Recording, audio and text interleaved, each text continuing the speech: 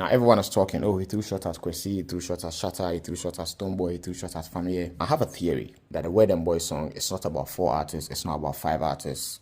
It's only about 2 artists. This is not me saying this, but it's not a secret. Blacko, when he was coming up, was heavily inspired by Kwesi. The matter chop hot. Assembly Diloto. Hey! Aye! What I'm about to say in this video might blow your mind or change the way you listen to Wale Boys forever. Now everyone is talking, oh, he threw shots at Kwesi, he threw shots at Shatta, he threw shots at Stonebwoy, he threw shots at Family. I have a theory that the Wale Boys song is not about 4 artists, it's not about 5 artists.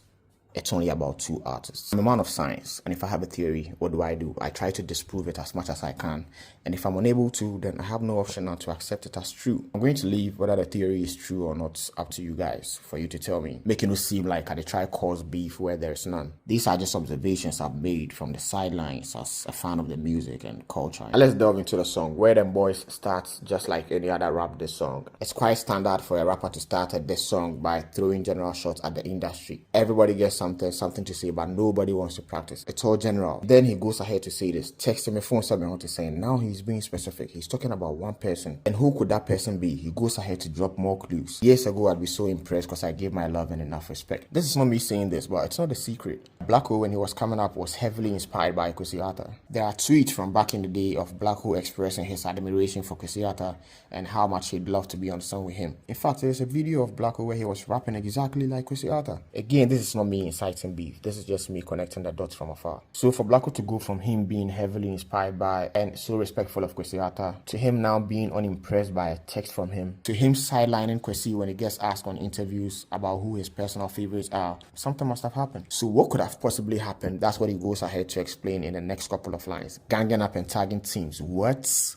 Talking beans, talking on me. What? With the cowboy from AliExpress. What? So this person who used to be his idol is now ganging up in a tag team with another person who Blacko describes as a cowboy from AliExpress.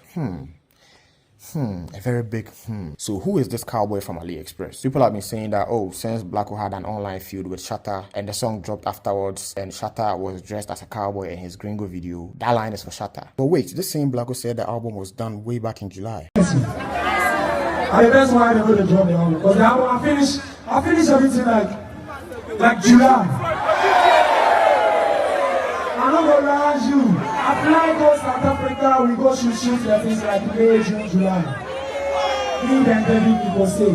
Meanwhile, the whole thing with Shatta started in late October, which was months after he had turned in the album. So this couldn't possibly be Shatta. Plus, Blacko throwed Shatta back on his Snapchat and stuff. So that whole thing was done and dusted. He wasn't going to put it again in a song. So if it wasn't Shatta, then who was it? Let's keep going. Tell your boy have to keep that verse. Carry doing splendid. Dreams to be like you empire me. If you had any doubt in your hearts about who this idol turned rival is to Blacko, just one line should clear things up. Tell your boy have to keep that verse. We were all in this Ghana here when we saw behind the scenes footage of Kwesi shooting a music video with Blacko, which by the way, everyone was anticipating because it's something the streets need. But I'm sorry to tell you that song is never dropping. Forget. Monto my dream. But there's still one mystery left. Who is this person that Blacko is accusing Kwesi of going to form a tag team with and to be talking on him? With that, we move on to the second verse. Here your man is saying it's cheaper and easier to talk than to be a believer. And yes, I am Messiah for him, Peter. Again, this is not me saying this, but Family has been calling himself Peter for a while. And this all began when he started to draw inspiration from a more spiritual side of himself, while drawing influence from the Bible to present himself as a messenger, one who preaches his gospel through his music.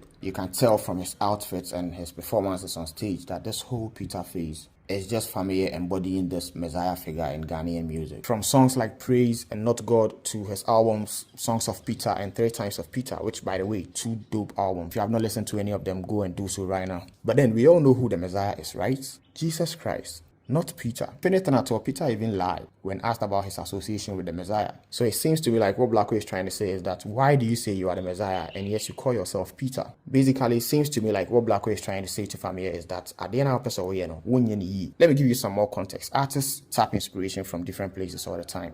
Blacko even did it himself for his new album. He tapped inspiration from Amachide Day with the whole Iron Boy thing. And you could see it in how he was moving, how he was dressing. You see him dressing in these metallic looking clothes, especially for the Iron Boy cover arts, with all all these metals in his braids and on his ear. He's embodying the concept of the Iron Boy. Just so daddy ni pankasa.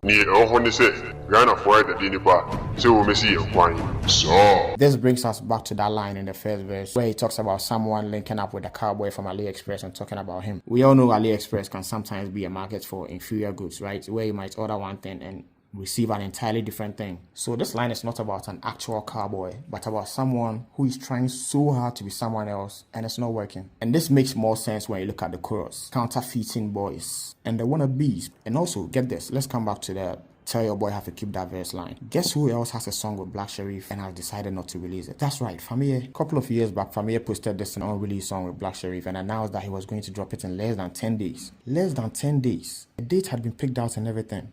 And then all of a sudden, the song doesn't drop and everyone forgets about it and moves on. Isn't this weird to you guys? It's no secret that Kwesi Arthur and Black... Oh, shit. It's no secret that Kwesi Arthur and Famille have a great relationship, and it doesn't sound like a reach to say that the two artists went to sit somewhere and said some things about Blacko that he heard. That was why he was like, oh, you said I heard. If you listen to the song throughout, Blacko is just mad about two people saying something about him that he heard, that he was disappointed because he obviously looked up to the two people that he was talking about. For him to make a song about it should tell you just how much he cares about all that happened. But what could have possibly happened that would make Blacko go from admiration to now dropping a diss song? What could have possibly happened that would make Kwesi Arthur link up with Famille and, I don't know, say whatever they said about Blacko, which he ended up hearing? For that, let me take you back in time a bit. Right up until March of 2023, Blacko and Kwesi seem to have a very good relationship. Kwesi would drop a song and Blacko would tweet it. Blacko would drop a song and Kwesi would tweet it. They would wish each other on their birthdays. But then all of a sudden, on March 3rd, 2023, Kwesi Arthur drops this song to Big Homie Flea titled Pain Interlude. And then just 5 days later, Big Homie Flea took to his ex and posted this. You let these mere mortals get in your head like I switched up on you. The plan was to shed light on another youth from the trenches. He came from the tree we planted. He was one of us. The sky was big enough for everybody to fly high. We was about to F the streets up with this one, shaking my effing head, booking heart emoji, mending heart emoji. And guess what video was posted along with that tweet? A snippet from the music video of Kwesi and Blacko performing that song they did that is never coming out. With Big Homie Flea on the song doing his usual thing. Oh, alhamdulillah, munda, cause I give way up for life. Top of the top, cream of the crop, rise to the top. And look at this too. Big Homie Flea posted a line from Kwesi Arthur's Colors, which says, "We'll be on any time, open and never envy mankind." And Big Homie Flea was like, "You really panic shaking my head, folded like a beach chair. If you feel like putting on another YN go block your shine, it means it was never really him. We'll be on any time, so why envy that boy? I know it wasn't you though. You just let the quick one as the stories get to you. This still hurts, but you know me, I'm a charger to the game and keep it play at all times. Wounded lion will bleed, but I never go chop grass. Still got love for you in my heart, baby bro. And when the truth finally comes to light, hope them YNs laughing with you for coming at me, gonna cry with you. Just know that I already forgave you. Business is business. I'm always standing on my 10 toes, man. Say that." This screenshot was posted on October 4th, 2023.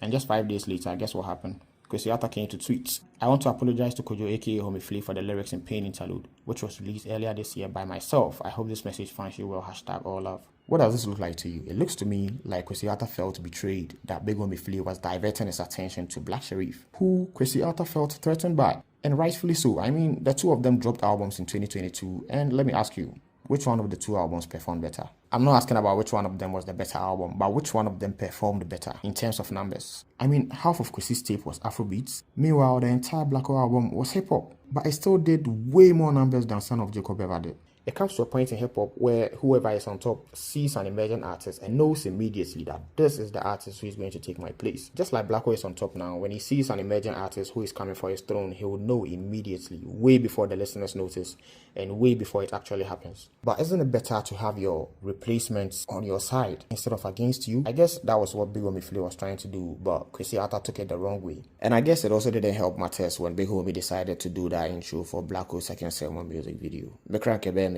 Plus, Kwesi and Ground Up had a much anticipated album on their hands waiting to drop, so I get that Kwesi may feel some way about all of this. Which I don't blame him at all for. Hip-hop is incredibly competitive. And even the family that Kwesi Arthur allegedly linked up with to say whatever they said about Blacko, if he had turned out to be primarily a hip-hop artist like Kwesi and Blacko are, I'm not sure him and Kwesi Arthur would have had that much of a great relationship, much less to talk about the two of them ganging up in a tag team to, I don't know, weave a plot against Blacko.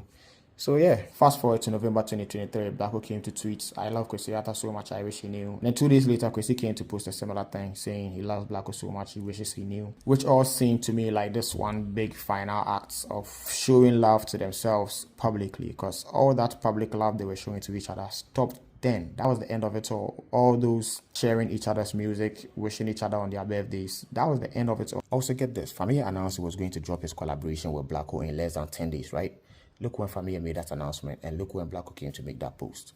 Those were just 7 days apart. And then the song never dropped. Something definitely happened. I'm almost choking up as I say this because this is so very sad to me. Bema is naturally, Charlie. So what do you think? Did I prove my theory? I'll leave that to you to decide. Also, do you guys think Kwesi and Familia will reply to the song? The matter chop hot. Assembly Diloto. Hey! Aye! Hey!